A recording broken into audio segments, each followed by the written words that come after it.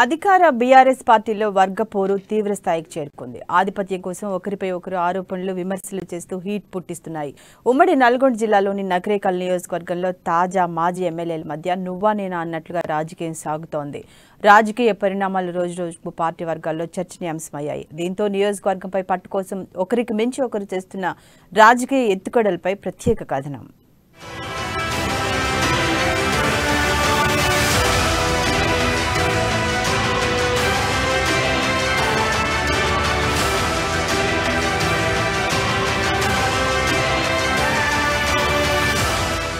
అధికార పార్టీలో బీఆర్ఎస్ లో ఎన్నికలు దగ్గర పడే కొద్దీ నియోజకవర్గాల్లో వర్గ పోరులు ఒక్కొక్కటిగా బయటపడుతున్నాయి. రాష్ట్రంలో అన్ని సెగ్మెంట్లలో దాదాపుగా ఇదే పరిస్థితి కనిపిస్తోంది. ఉమ్మడి నల్గొండ జిల్లాలోని ఎస్సీ రిజర్వ్ స్థానమైన నకిరేకలతో కాస్త ఎక్కువగానే కనిపిస్తోంది.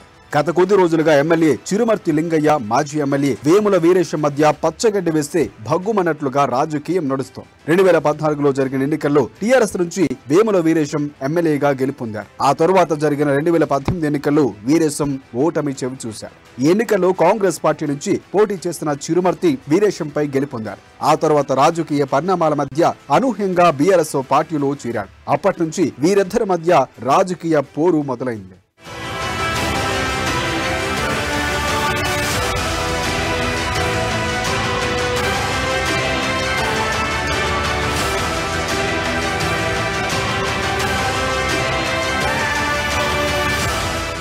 సెగ్మెంట్ లో పట్టు కోసం ఒకరికి మించి మరొకరు ఎత్తులతో రాజకీయం చేస్తున్నారు. కాంగ్రెస్ పార్టీ నుంచి ఎమ్మెల్యేగా గెలిచి బీఆర్ఎస్ లో చేరిన చిరుమర్తి ఈ దఫా ఎన్నికల్లో అధిష్టానం తనకే టికెట్ ఇస్తుందని భావిస్తున్నారు. అంతేకాదు కార్యకర్తలకు ఎప్పుడూ అందుబాటులో ఉంటూ అభివృద్ధి కార్యక్రమాల పేరుతో గ్రామాల్లో పర్యటిస్తున్నారు. కాంగ్రెస్ నుంచి బీఆర్ఎస్ లో వచ్చిన తన అనుచరులకు ప్రాధాన్యం కల్పిస్తున్నారు. వీరేశం వర్గాన్ని కూడా తన వైపుకు తిప్పుకునే ప్రయత్నాలు చేస్తున్నాడు. తనతో కలిసి రావాలని, ఈసారి జరిగే ఎన్నికల్లో తన గెలుపునకు కృషి చేయాలని కోరుతున్నాడు చిరుమర్తి. సీఎం కేసీఆర్, మంత్రి కేటీఆర్ తో పాటు జిల్లా మంత్రి జగదీష్ రెడ్డి ఆశీర్వాదం తనకే ఉందని, తనకే టికెట్ వస్తుందని బహిరంగంగా చెబుతూ వీరేశానికి పరోక్షంగా హెచ్చరికలు పంపిస్తున్నాడు.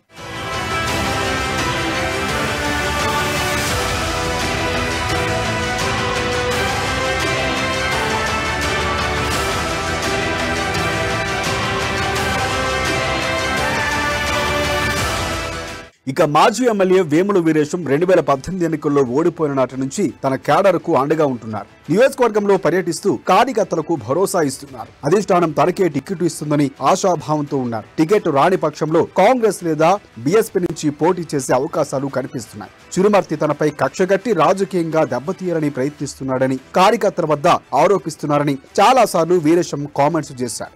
ఏది ఏమైనా ఈసారి జరగనున్న ఎన్నికల్లో తప్పకుండా చిరుమర్తి లింగయ్యను ఓడించి తన ప్రాబల్యాన్ని చాటుకునే ప్రయత్నంలో వేముల వీరేశం ఉన్నారు.